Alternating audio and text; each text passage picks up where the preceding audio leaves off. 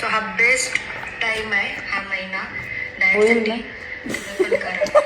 मी तुम्हाला सजेशन देईन की मार्गशीर्ष महिना जाम बेस्ट टाइम आहे. का असतं? होईल का मार्गशीर्ष महिना आम्ही बोंबील खाऊ. मला माहिती नाही का? बट माझा महिना बरोबर असेल. मला भीती वाटते. 5 किलो होईल.